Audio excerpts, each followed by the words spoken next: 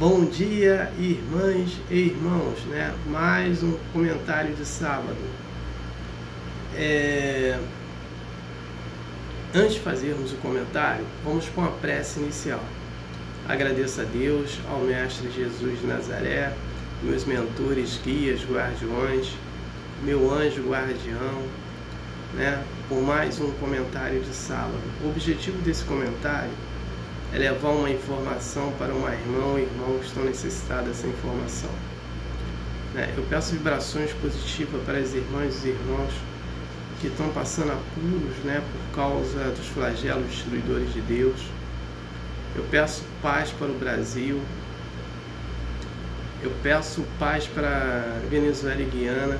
Eu peço paz para a Rússia e Ucrânia. Eu peço paz para Israel, Palestina, Hamas, Hezbollah, Irã e todos ali do Oriente Médio. Eu peço paz para todos os países do planeta Terra. Eu peço competência e sabedoria para os presidentes e governantes governarem respectivamente seus países. Eu peço a permissão a Deus para dar por início mais um comentário de sábado, dizendo a todos do fundo do coração, dos dois lados da vida, graças a Deus.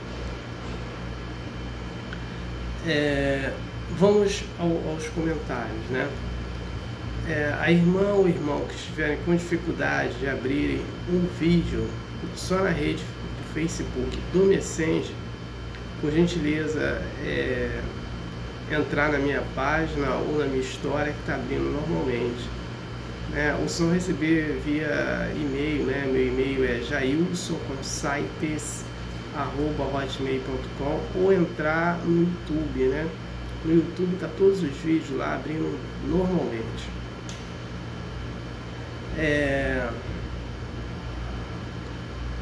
O outro comunicado é que o filme Nosso Lar 2 já levou mais de 1 milhão de pessoas aos cinemas, e tem projetos, da empresa do filme, tem projetos para outros filmes, como para 2025 o filme sobre a história das irmãs Fox, a história de Emanuel, não sei para quando será, e Nosso Lar 3, 4, 5, também não sei para quando vai ser. Então, vamos ter muitas obras, para estudar, debater, entender mais. A irmã ou irmão que não assistiram ainda, assistam. As irmãs e os irmãos que já assistiram, queiram assistir de novo, assistam. Vamos aos cinemas. A narrativa do filme Nosso Lar 2 não é do livro Nosso Lar, e sim desse livro aqui, Os Mensageiros, psicografado pelo médium Chico Xavier e pelo espírito André Luiz. Então, vamos aos cinemas. O comentário de hoje é que o aborto, a prática do aborto é um crime. Então, nesse livro aqui, o Livro dos Espíritos, autor Allan Kardec, ele coloca na questão 358. Então, ele escreve, o que ele diz na questão 358? O abortamento voluntário é um crime, qualquer que seja a época da concepção. Existe sempre crime quando transgrides a lei de Deus.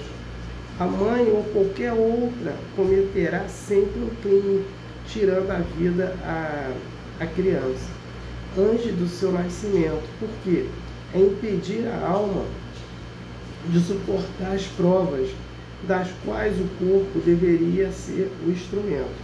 Na questão 359 ele bota assim: no caso em que a vida da mãe estivesse em perigo com o nascimento da criança, há crime em sacrificar a criança para salvar a mãe?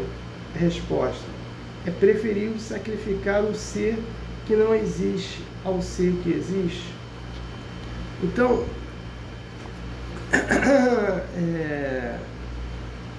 vamos entender isso. Então, a prática do aborto voluntário é um crime,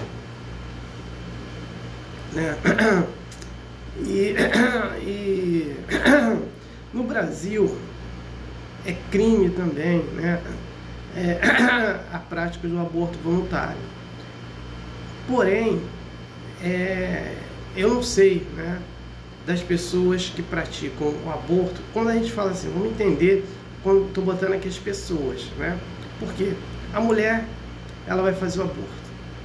Então existe uma clínica ou não, um médico fazendo aborto, tem atendente, se o pai está envolvido, o pai, se os avós estão envolvidos, os avós, os tios, os amigos, todos envolvidos na prática desse aborto, né? Atendente, todos envolvidos na prática desse aborto, está indo contra as leis de Deus, né?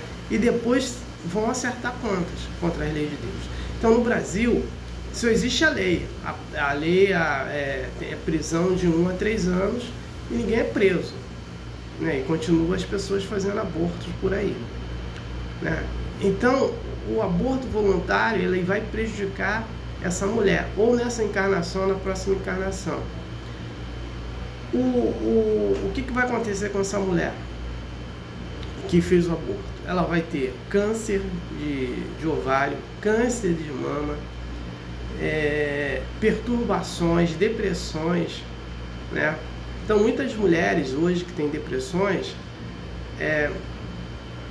geralmente foram práticas de aborto em vidas passadas, né? E elas vão receber também perseguição desse espírito, né, que foi tirado a vida dele, então ele vai perseguir. E geralmente quem causa, né, esse câncer, né, de útero na mulher, né, de mama, é o espírito que está se vingando dela, principalmente quando ela faz 2 abortos seguidos, né? Aí os 2 espíritos se juntam, né, para causar o câncer dela, e sem contar a perseguição que eles vão fazendo em relação a ela. Então o Divaldo Franco, ele conta um caso de uma moça que ela praticou acho que 6 ou 12 abortos, né? Porque ela era amante de um homem, né? E esse homem, todas as vezes que engravidava ela, falava para ela fazer o aborto. Então ela fazia o aborto. Só que ela teve problemas, né? Ela teve câncer de útero, né? E morreu com câncer. Depois ela reencarna cega, muda e surda. Então a cegueira também pode ser por causa de prática de aborto, né? A ser muda também pode ser por prática de aborto, surda também. Então ela veio cega, muda e surda, né? Na última encarnação. Então são assim, são detalhes que, né? E também quando vai para o mundo espiritual também, eles ficam assim cheios de... Quer ver? Tem um caso, né, que aconteceu no nosso lar, de uma médica, né, que ela praticava muito aborto, ela queria entrar no nosso lar e foi proibida, porque ela estava cheia de marca ali dos abortos, né, que ela tinha praticado em vida, né, ela sendo médica. Então existe um problema sério, né, por aí, quem faz aborto, né? Então aborto, e quem defende o aborto vai ter problemas também, né? Então e outra coisa, essa história em dizer que a mulher, ela é dona do corpo dela, ela faz o que ela quer, isso é mentira, isso não é verdade, né? Então o que ela pode fazer é sempre cuidar do corpo, esse é um outro fato, né? Mas fazer o que quiser com o corpo e se prejudicar, ficar grávida e matar uma criança, né, um feto, isso aí é um problema sério, porque aquele espírito ele se preparou para ter essa encarnação e foi cortada pela sua mãe ou pai, né? E geralmente a mãe concorda, né? Ninguém faz um aborto se a mãe não concordar, né? E aí ela vai ter também, ela vai passar em outra encarnação, ou nessa mesma encarnação, a mulher que pratica o aborto, por natimorto, né? Então o que é natimorto? Natimorto é quando a mulher engravida, né? E esse feto dentro do ventre dela morre com 2, 3 meses, né, de gestação. Então aí é um sofrimento para ela e tal, né, por causa da prática dela de aborto, né? Então a gente tem que pensar nisso. E quanto mais a gente trabalhar nessa conscientização que o aborto é um crime e não se deve fazer, é melhor para a gente e melhor para o planeta, porque a gente vai vibrando de outra forma, né? Essa vibração de perseguição, e você vai ter menos obsessores, porque esses espíritos eles se tornam obsessores. Então, eles, como eu falei, então, eles se prepararam, né? E quando chegam aqui para trabalhar a sua prova é cortada, né? E que só quem pode fazer isso, tirar uma vida de um ser, é Deus, né? No caso aqui, quando o aborto tem que salvar a vida da mãe ou do filho, aí é uma escolha da mãe, né? Tem mãe que prefere que ela seja sacrificada do que o filho, né? Então isso é uma outra história. O que eu estou falando aqui é a prática do aborto voluntário, né? É crime, né? Então quem praticar aborto voluntário está cometendo um crime contra as leis de Deus. As leis humanas é uma coisa, né? As leis de Deus, elas nunca são esquecidas. E o que acontece? Uma pessoa que pratica um aborto, né, o que ela tem que fazer para reverter esse quadro dela? Ela praticar muito bem, né? Pedir perdão todos os dias a Deus, ao espírito que ela fez o aborto, né? E praticar muito bem. Por quê? Ela praticando muito bem, ela vai ganhar méritos. E são esses méritos que vão abater nesses desméritos dela, nesse débito dela, né? Então ela tem que praticar muito bem, né? Cortar hábitos errados, ficar em prece, fazer caridades, né? Estudar o Evangelho do Mestre Jesus de Nazaré, fazer culto lá, fazer muito bem, porque ela vai ganhar méritos, e os méritos dela vão abater os débitos, né? E o perdão que ela vai pedir sempre para esse espírito também, pedindo perdão a Deus. Então ela vai resolver essa pendência dela. Mas as pessoas que não estão nem aí, né, só vivem só fazendo coisas erradas, vai acertar depois, no final das contas, ou nessa encarnação ou na próxima, né, esses seus delitos, esses seus erros, esses seus pecados, esses seus equívocos, né? Então é nesse contexto que eu vim trazer essa informação. O próximo tema são os desprendimentos dos bens materiais, né? Então vamos assim entender de forma bem resumida, né? Tem pessoas que ela é presa demais. Então, ou porque ela, assim, aos bens materiais, só porque ela nunca teve aquilo, ou que ela já nasceu com aquilo, mas ela é presa. Então ela só quer acumular, né? Ou ela quer acumular bens, ter só dinheiro, guardar dinheiro, trocar carro do ano, né?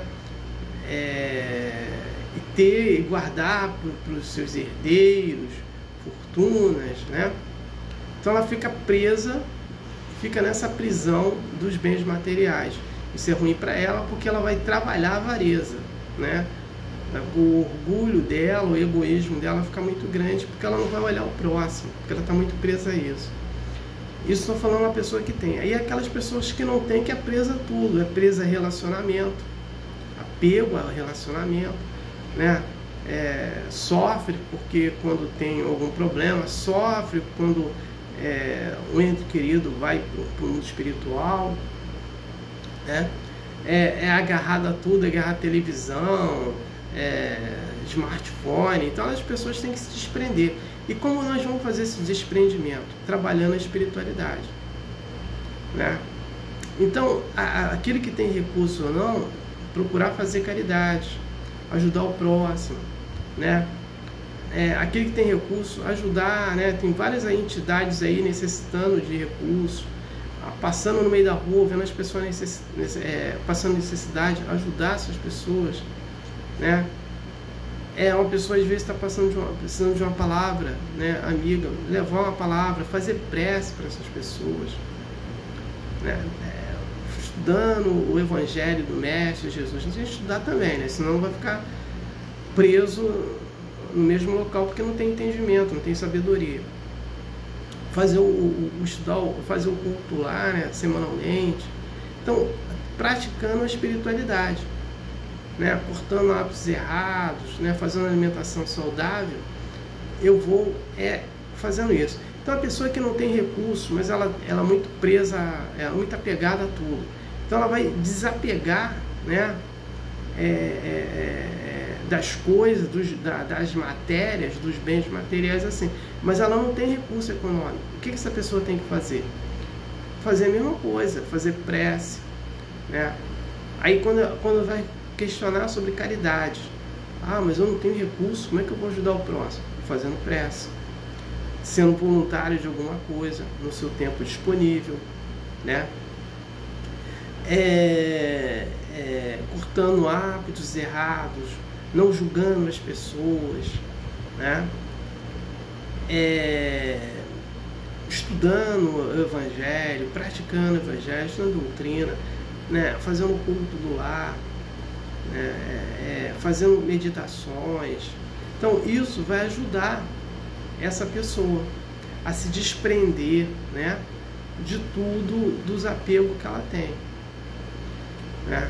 Agora, se ela faz só um pouquinho de nada, a proporção de méritos que ela vai receber é sobre aquele pouquinho e vai continuar apegada a tudo, né? A pessoa que é apegada a relacionamento, a isso, aquilo, e sofre com isso, né? Quando o relacionamento acaba, pronto.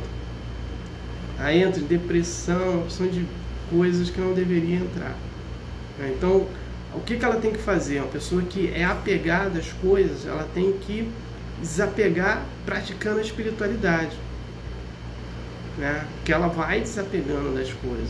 A pessoa que só pensa só na família dela, só a família dela que tem problemas, outra família não tem.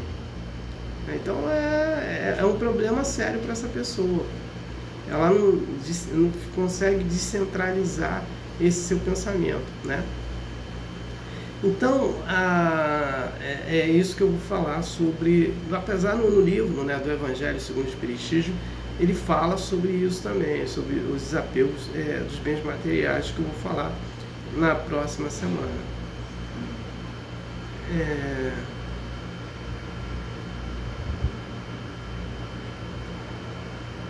Então é isso, né? Então, não tenho mais nada para falar, passo para a prece de encerramento. Agradeço a Deus, ao Mestre Jesus de Nazaré, meus mentores, guias, guardiões, meu anjo guardião, por mais um comentário de sábado, né? O objetivo desse comentário foi atingido, ter levado uma informação para uma irmã ou irmão que estavam necessitados dessa informação. Peço a permissão a Deus para dar por encerrado mais um comentário de sábado, né? Dizendo a todos do fundo do coração, dos dois lados da vida, graças a Deus, gratidão a irmão, a irmã que me ouviram, me assistiram. Aleluia, amém.